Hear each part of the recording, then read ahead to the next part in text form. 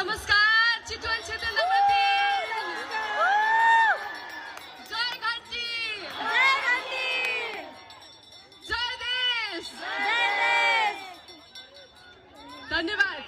कानून निर्माण, नीति निर्माण सँगसँगै यो देशको भविष्य निर्माणको लागि यो जिम्मेवारी तपाईहरुले मलाई सुम्पिनु भएको छ। म यसको लागि म चितवन क्षेत्र नम्बर 3 को लागि हृदयदेखि धन्यवाद व्यक्त गर्न चाहन्छु। एउटा युगले देखेको सपना पूरा गर्नको लागि, एउटा युगले लेख्न चाहेको भविष्य लेख्नको लागि अब राष्ट्रिय स्वतन्त्र पार्टी यो पटक एकल बहुमतको सरकार निर्माण गर्ने लक्ष्यसहित अगाडि बढिरहेको छ। हामीले जनतासँग मागेका थियौं, यो पटक हामीलाई केही होइन, संसदमा एउटा सिट जितेर एक थान माइक समात्नलाई मात्रै होइन, हामी यो पटक संसदमा सरकार निर्माण गर्ने हैसियत लिएर जान चाहन्छौं, ताकि नेपाली जनताको कानून निर्माणमा हामीले नेपाली जनताको काम हामीले गर्न सकौं र सरकार निर्माण पनि गर्न सकौं, ताकि एउटा नीति बदल्दाखेरि युगौं युगसम्म नेपाली जनताको समस्याहरू सम्बोधन होस्। त्यसको लागि हामीले मागेका थियौं र हामीले माग गरे बमोजिम तपाईहरुले हामीलाई देशभरिबाट यति धेरै मत दिएर पठाउनु भएको छ।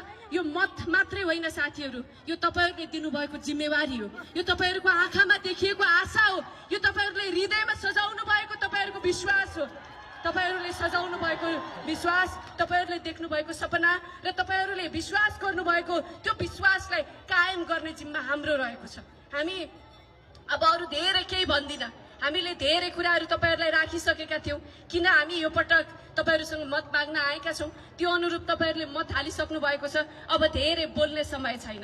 अब सरकार निर्माण गर्ने र नेपाली जनताका मुद्दा समाधान गरेर युगौं युगसम्म पनि नेपाली जनताले अब गुनासो गर्नु नपर्ने तरिकाले समाज निर्माणमा प्रतिबद्ध रहने काम भएको छ। यो अभियानमा, यो निर्वाचनको यो अन्तरालमा मलाई प्रत्यक्ष रूपमा अप्रत्यक्ष रूपमा सघाउनु हुने सम्पूर्ण मतदाताहरूलाई सम्पूर्ण प्रत्यक्ष रूपमा खुलेर आएर म यसपटक तपाईलाई मत हाल्छु भन्नेहरू र मैले खुलेर भन्न सकिन विविध कारणले गर्दाखेरि, तर मैले गोप्य मतदान चाहिँ तपाईलाई नै गरे है भन्नेहरू